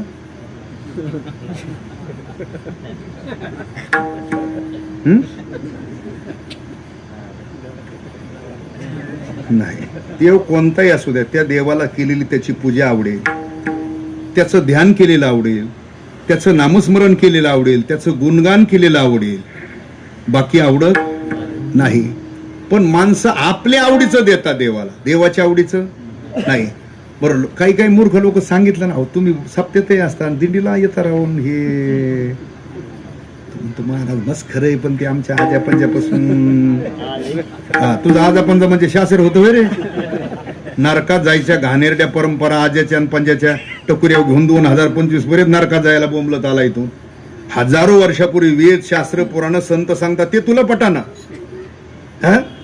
त्या काळात अज्ञानपणात केलं असं आजोबा पंजोबाने काही अज्ञानपणातच ते केलेले साधन आहेत ना, म्हणून आता ते बी चालत आला का तू? असं नाही. देवाला भजन आवडतं, त्याची भक्ती आवडती, त्याचं ध्यान केलेलं आवडतं, त्याचं चिंतन केलेलं आवडतं, त्याची पूजा आवडते. आवडे देवासी तो एका प्रकार नामाचा उच्चार रात्र दिवस हे आवडतं. नामाचा उच्चार रात्रंदिवस तो प्रकार देवासी. तुळशीमाळ, गोपीचंदन टिळा, हृदयी कळवळा तो प्रकार देवासी. आषाढी कार्तिकी पंढरीची तो प्रकार देवासी. मला इतकं सांगायचंय, देवाला त्याचं गुणगान आवडतं, कीर्तन आवडतं, भजन आवडतं, नामस्मरण आवडतं. कीर्तनाची गोडी देव निवडी आपण. मग महाराज म्हणतात, जी आवड भगवंताने केलेली व्यक्त केली, जे देवाला आवडतं ते तुम्ही देवाला द्या. काय आवडतं? कीर्तनाची गोडी देव निवडी. पण महाराज म्हणतात, जे देवाला आवडतं ते देवाला देत असताना पण तुम्ही त्याचे बना अगोदर. काय? कोणी वारे अधिकारी, कोणी वारे अधिकारी, वारे अधिकारी, कोणी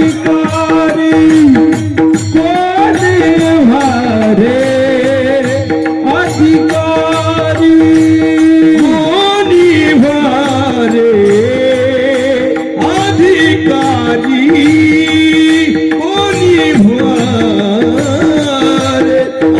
अधिकारी, कोणी वारे अधिकारी, कोणी वारे अधिकारी.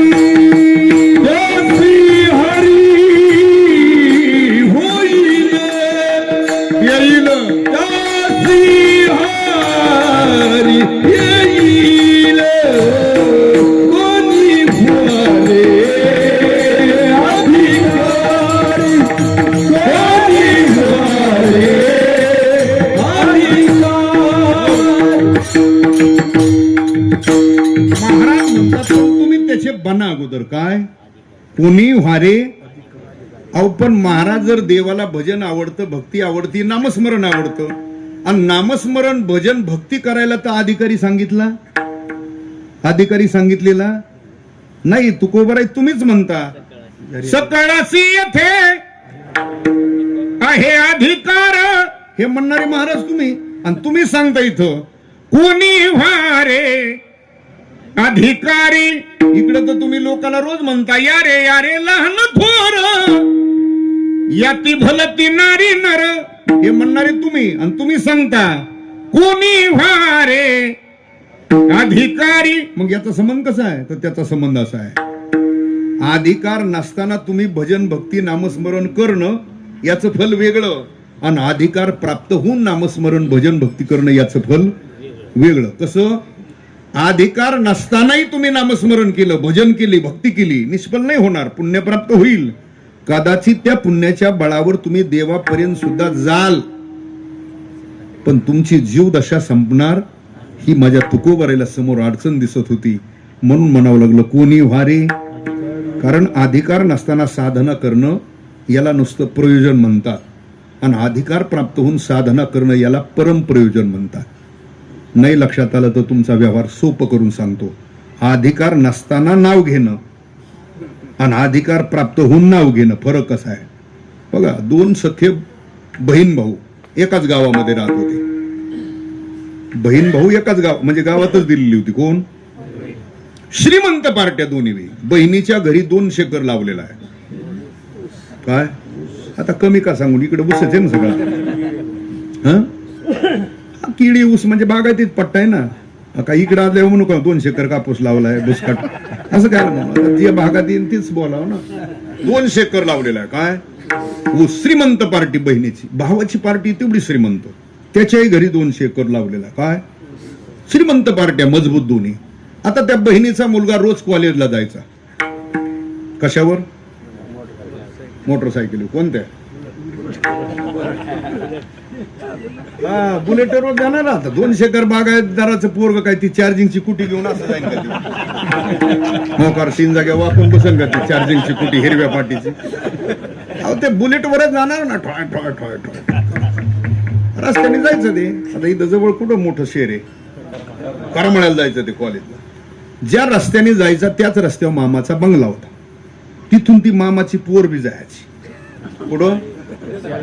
आता तो तिला साधन नसलं तर घेऊन जायचा कधी कधी गाडी. आता मामाची मुलगी न्यायला काय अडचण, घेऊन जायचा कधी कधी. एखाद्या दिवशी तो घाई गडबडीत निघाला, तिला जर साधन नसलं तर ती हाक मारायची. तिची आत्याचा मुलगा आहे ना, शरद थांब येऊ दे, मला साधन नाही काय. तो गाडी उभं करायचा, घेऊन जायचं. पण एके दिवशी असा प्रकार झाला, जी पहिल्या तासाची वेळ होती ती त्याला घरीच झाली. त्याने पाहिलं तर अरे बापरे, म्हटलं बिरलं झाला. त्याने घाईगडबडीने कपडे घातले, ते दप्तर अडकिलं, गाडीला जशी किक मारली तसं ते आयुष्यातच निघालं, ठॉय ठॉय ठॉय ठॉय ठॉय ठॉय. आता ती आवरून थांबलीच होती. हा पण याच्या लक्षात नाही ना, आपल्याला वेळ झाल्यामुळे ते त्याच्या घाईत निघालं होतं.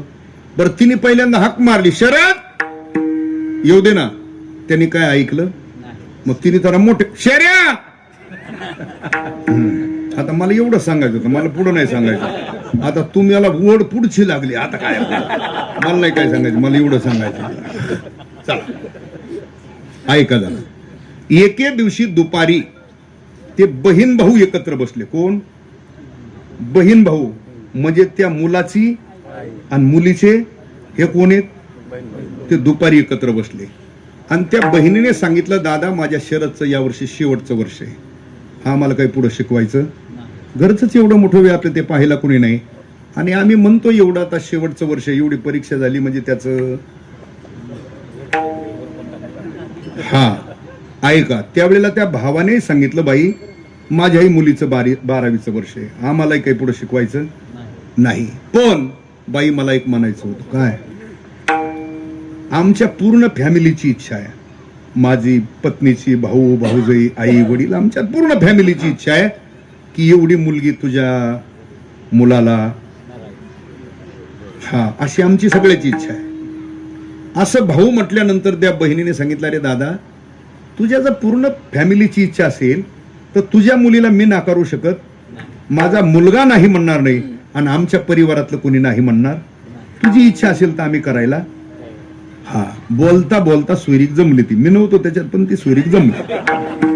ऐका, तारीख सुद्धा धरली, कीर्तनातलं ते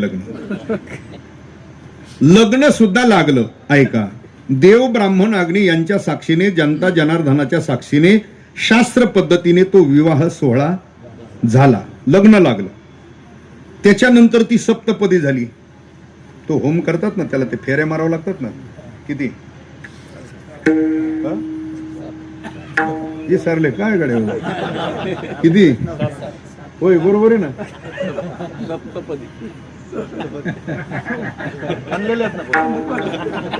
ठीक आहे, नाही तर काय काय आपल्यातले गडी तसेच गुंतलेले आहेत. ते असं करंगुडीला धरून मारतात ना, वाटतं बरं वाटतं आहे ना. आता सगळेच गडी कुठं देत, पण आता त्याला इलाज नाही. आता थेरकर नाही तर भेरकर, कशी तरी कड घातल्याशिवाय मार्ग.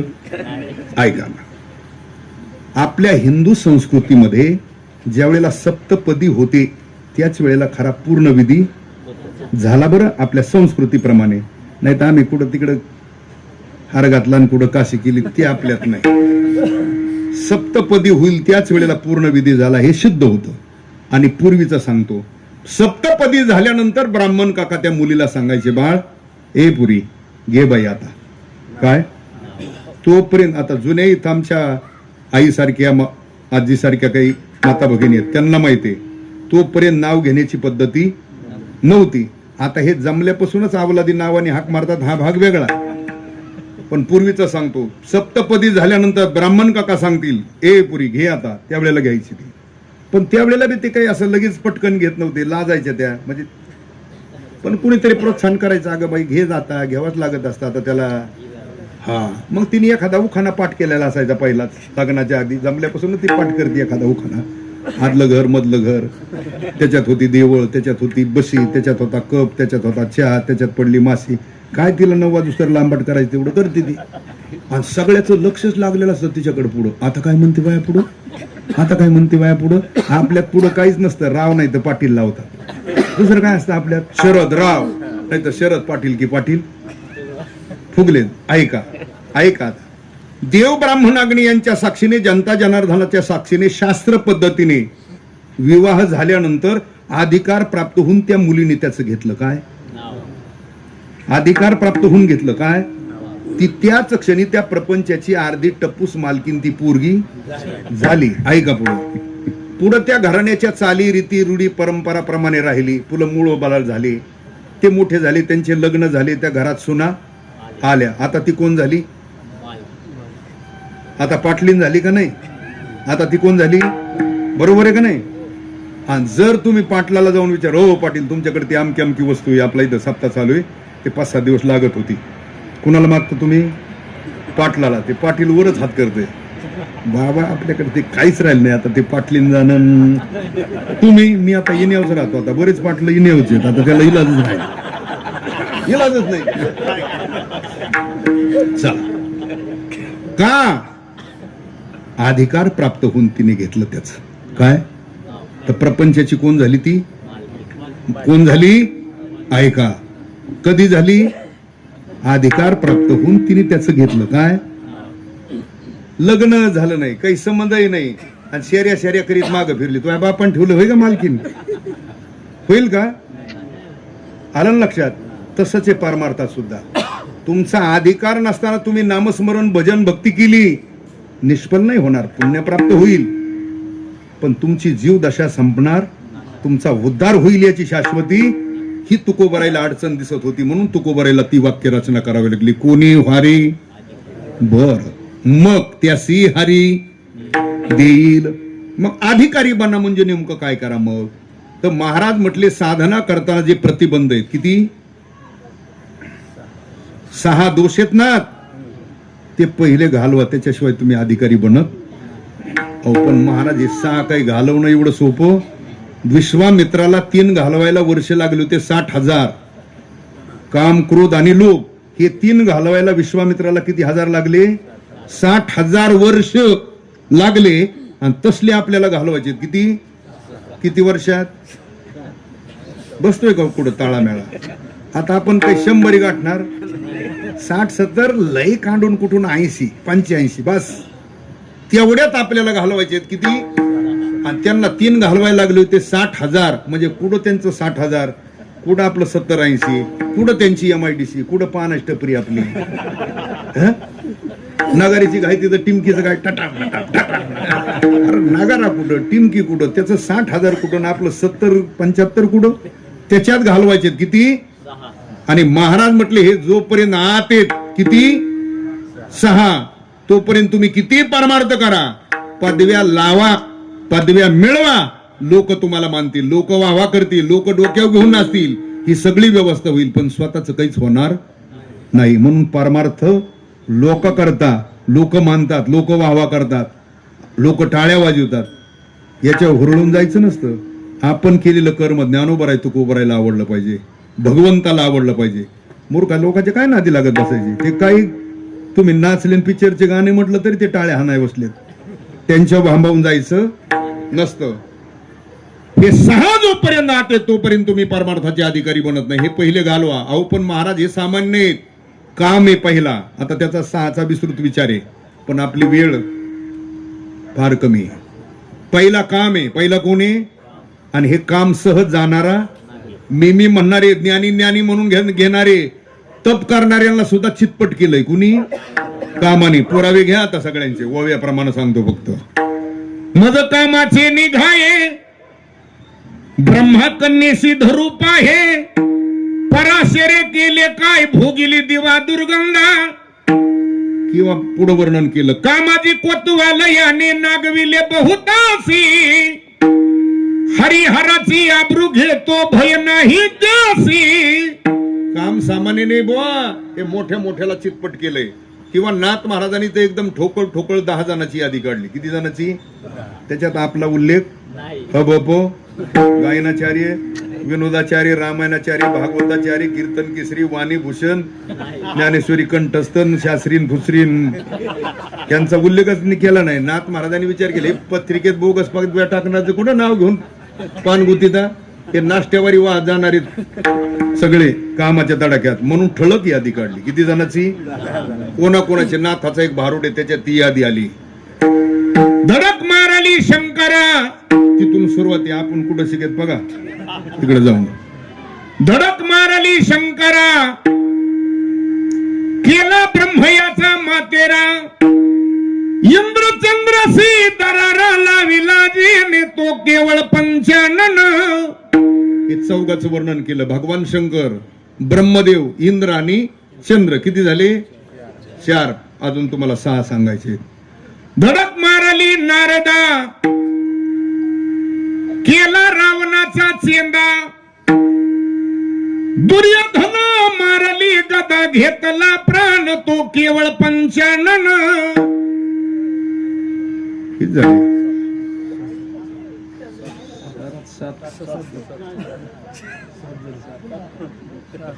हे म्हणल्यावर तरी मनाने तुम्ही नव्हते पण आता इथं चक्कर हाणून आले का मला? किती झाले? 7. पुढचे 3 सांगतो. भस्मासुर मुकला प्राणासी, तिची गती झाली वालिसी, विश्वामित्र सारखा ऋषी नाडीला जेने तो केवळ पंचानन. यडक मदन केवळ पंचानन, केवळ पंचानन, केवळ पंचानन, केवळ पंचानन, केवळ पंचानन, केवळ पंचानन, यडक मदन केवळ पंचानन, केवळ पंचानन. हे सामान्य नाहीत बुवा, मोठ्यातले मोठेत. पण यांना सुद्धा थोडा थोडा चटका बसलाय. कुणाचा? कामाचा. आता त्या सगळ्यांच्या जर 10 जणांच्या कथा सांगायच्या म्हटलं ना कुठं कुठून कधी झालं ते, त्याला एक कीर्तन करावं लागेल. एवढ्या मोठा लांबट इतिहास आहे. दुसरा क्रोध आहे. दुसरा कोण आहे? क्रोध म्हणजे तुमच्या सोप्या भाषेत राग. बघा आपण आपल्याला आपल्या मनाच्या विरोधात एखादा माणूस पुढचा एखादं वाक्य जरी बोलला, एक वाक्य तरी येतो का नाही आपल्याला? काय मग तो आवरता येत, त्यालाच क्रोध म्हणतात. आणि आपली तर काही परमार्थात तेवढी साधना नाही, त्याच्यामुळे तो आवरताच येणार. पण ज्यांची फार मोठी तपश्चर्या होती त्यांना सुद्धा क्रोधाला आवरता आलं नाही. कोणाकोणाला? तो बी सांगतो त्याची. क्रोध झाला कपिल मुनीशी, कोणाला झाला? त्याने भस्म केले सगरासी. राजा सगराचे 60,000 मुलं शाप देऊन भस्म करून राख करून टाकली. क्रोध. त्याने भस्म केले सगरासी, नारदे कुबेर पुत्रासी वृक्षत्वासी आणले. नारद आणि कुबेराच्या मुलाला शाप दिला आणि झाड करून टाकले, वृक्ष करून टाकले. सामान्य नाही ना, एवढ्यांना आवरता आला नाही. काय? क्रोध. पहिला काम. दुसरा क्रोध. तिसरा मद. तिसरा काय? मद. कशाचा असतो मद? सत्तेचा मद आहे, संपत्तीचा मद आहे, शरीर बळाचा, बुद्धिबळाचा, सौंदर्याचा. सगळा समाज आपल्या मागे, हा सुद्धा मदच असतो. पण याच्यातला कुठलाच मत टिकाऊ नाही. सत्ता आज आहे, पुढे राहील अशी शाश्वती. धन आज आहे, उद्या राहील असं नाही. ज्ञानोबा म्हणतात त्या धनाचा न धरी विश्वास, जैशी तरुवर छाया. बर ठीक आहे, आज आपलं शरीर बळ आहे, 25 वर्षांनी तसं राहत. आज तुमच्याकडे सौंदर्य आहे, खुलून दिसतात. अजून 25 वर्षांनी म्हणजे सौंदर्य टिकून राहत नाही, बळ टिकून राहत. आज तुमची बुद्धी तेच चलती, 25 वर्षांनी बुद्धी चालणार नाही. आज सगळा समाज तुमच्या मागे आहे, पुढच्या 25 राहील गॅरंटी. हा मद आहे, तो टिकाऊ नाही. काम, क्रोध, मद. चौथा मत्सर, दुसऱ्याचा करणं आहे. ते असल्याच ते तसलंच आहे तू. ऐका, काम, क्रोध, मद, मत्सर. 5वा आहे दंभ, दांभिकता. काही काही माणसाकडे नसतं काही, पण ते आव्हानतलंय. हा माझ्या नाही नाद लागायचं, मी आता मला नाही तसं जमा टाके, मला नाही तसं जमायचं इतकं. पण हा फाड. चला, काही काही माणसं बघा, माणसात तुम्ही सोडाव बघतोच त्याच्याकडे, काटाच काढतो त्याचा, आमकच करतो, त्याला फाडूनच खातो, आमकच करतो. त्याला माहितीये इथं लागले तर एवढेच धरायला, आणि ज्याला म्हणलं होता मी काटाच काढतो, सोडाव बघतोच त्याच्याकडे, आमकच करतो. आणि त्याची 2-3 दिवसांनी तिकडे फाट्यावर गाठ पडली, ते मागच्या फाट्यावर. ते तिकून आलं, हे इकून गेलं, ते तिकून दिसलं होतं, इकून निघालं. असं असतं ते. दांभिकता नुसती असते. काम, क्रोध, मद, मत्सर, दंभ, आणि 6वा अहंकार आहे. अहंकार तर तुम्ही कशाचा बाळगा, तुम्ही कोणत्याही गोष्टीचा अहंकार बाळगा, नरकातच जावं लागतं. म्हणून तुकोबराय म्हटले, त्याग तरी ऐसा करा, अहंकारा दौडावे. मग ऐका, या 6चा विस्तृत विचार आहे खरं. पण तुकोबराय म्हटले, बाबा हे 6 जोपर्यंत आत आहेत तोपर्यंत तुम्ही परमार्थाचे अधिकारी नाहीत. लोक मानतील तुम्हाला, लोक मानतील, वाहवा करतील, डोक्यावर घेऊन नाचतील, सगळे गाणे होतील, पण स्वतःच काहीच होणार नाही. का? हे 6 जोपर्यंत आत आहेत तोपर्यंत. त्याचे 2 प्रमाण सांगतो तुम्हाला. तुकोबरायचं एक, नाथाचं एक सांगतो. महाराज म्हटले, काम, क्रोध, लोभ. काय म्हटले? काम, क्रोध, लोभ घेऊन या संगे, घेऊन या संगे, निघे परमार्थासी तोची मूर्ख. हे 3 संघ घेऊन निघालाय ना जो परमार्थात, तो मूर्ख आहे. तुकोबरायचं म्हणणं. नाथाचं म्हणणं आहे, काम, क्रोध, लोभ जयाचे अंतरी, काम, क्रोध, लोभ जयाचे अंतरी, काम, क्रोध, लोभ जयाचे अंतरी, काम, क्रोध, लोभ जयाचे अंतरी. नाही अधिकारी ऐसा येथे, नाही अधिकारी ऐसा येथे, नाही अधिकारी ऐसा येथे. नाथ महाराज म्हटले, हे 3 ज्याचे आत आहेत ना, काम, क्रोध, लोभ जयाचे अंतरी. नाथ महाराज म्हटले, नाही अधिकारी ऐसा येथे, तो इथला अधिकारीच नाही. हे ज्याच्या आत आहेत तो नाथ महाराज म्हटला इथला अधिकारी. आणि तुकोबराय तर म्हणतात कोणी व्हारे अधिकारी. याचा अर्थ तुकोबरायचं म्हणणं, हे 6 बाहेर घातल्याशिवाय तुम्ही अधिकारी बनत. पण महाराज आतापर्यंत हे 6 अनेकांनी घालवण्याचा प्रयत्न केला, ते गेल्यासारखे वाटतात पण जात. तुकोबराय म्हटले, ते पदव्या फिदव्या लावून पदव्या मिळून जाणार नाहीत, जातील फक्त वैराग्य बळानेच. अंगी वैराग्याचे बळ, वैराग्य बळानेच हे घालवता येतात, दुसऱ्या कशाने घालवता येत नाही. पण महाराज वैराग्य कशाला म्हणायचं? आता कोणी कशालाही वैराग्य म्हणतं.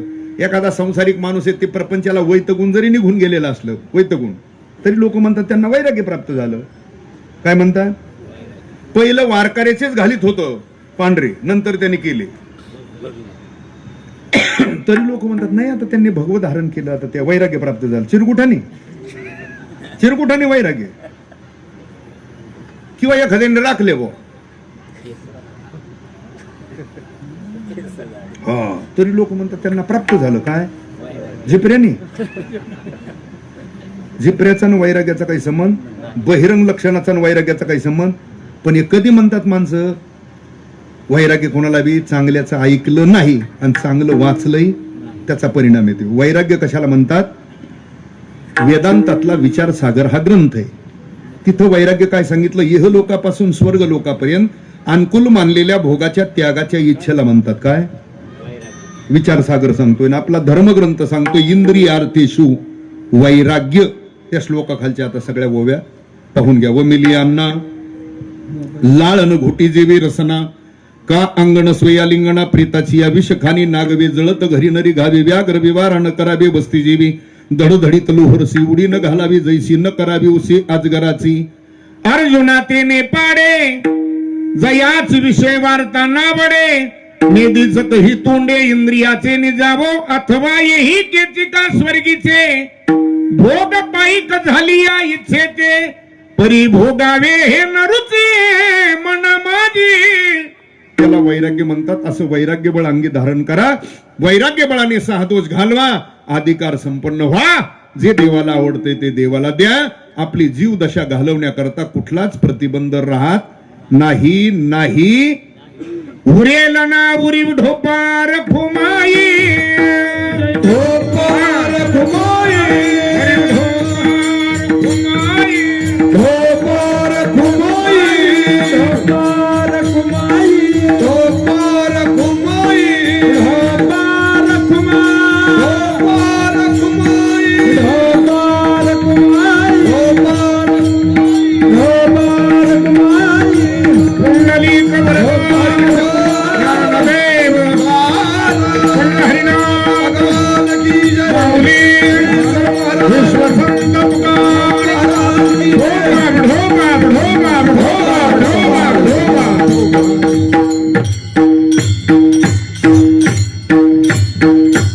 ज्ञानेश्वर माऊली ज्ञानराज माऊली तुम्हारा ज्ञानेश्वर माऊली ज्ञानराज माऊली ज्ञानेश्वर माऊली ज्ञानेश्वर माऊली ज्ञानराज तुकाराम तुकाराम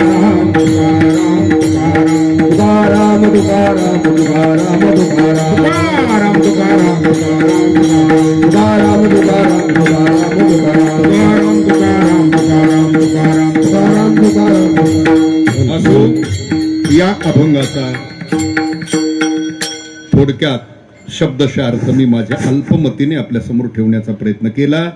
जे योग्य आहे ते मायबाप संतांचं आहे, गुरुजनांचं आहे. उपस्थित सर्व गुणीजन, गायक, वादक, थोरा मोठ्याचं श्रवण करणारे आपण श्रोते, सर्वांच्या उपस्थितीत झालेली सेवा भगवंताच्या संत महात्म्याच्या चरणी सेवा समर्पित करून सेवेला या ठिकाणी आपण पूर्ण विराम देणार आहोत. वेळ होऊन गेली आपली. पुढे बहुत करणे आहे. 5 मिनिटं पुढे गेले त्याबद्दल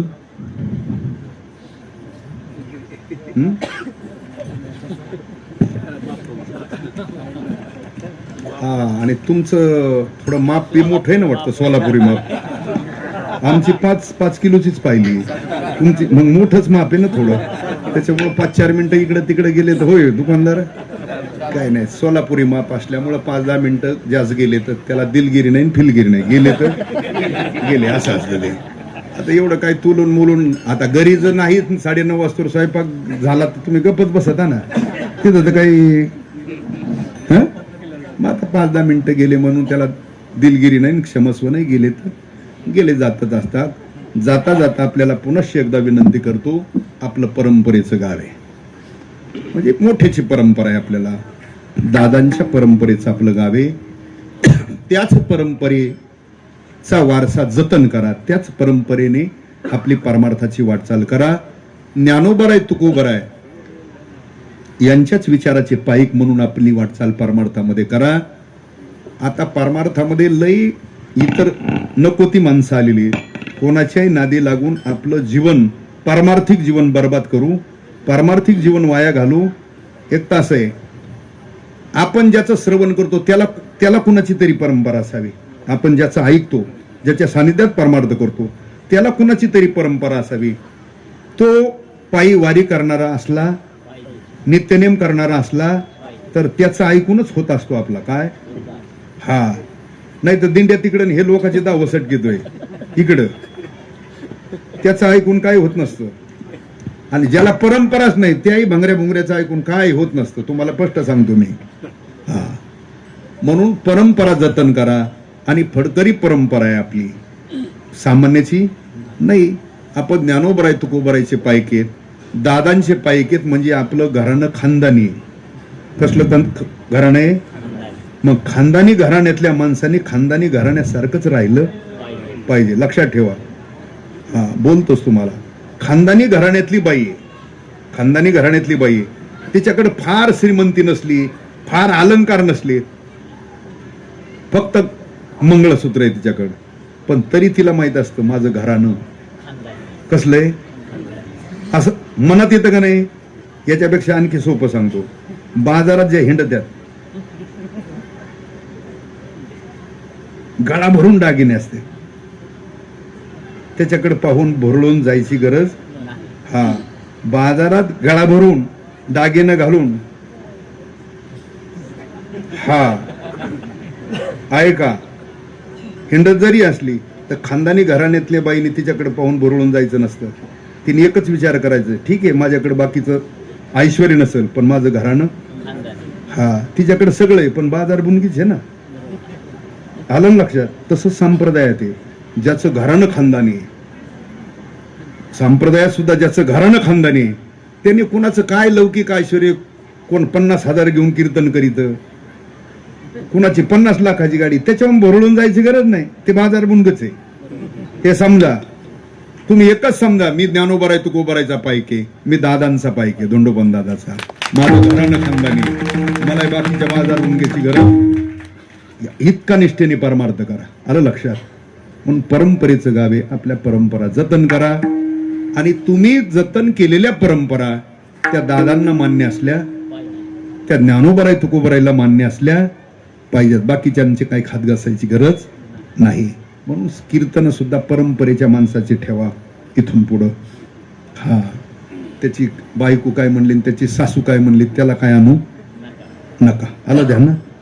शेवा इथंच थांबतोय. चला.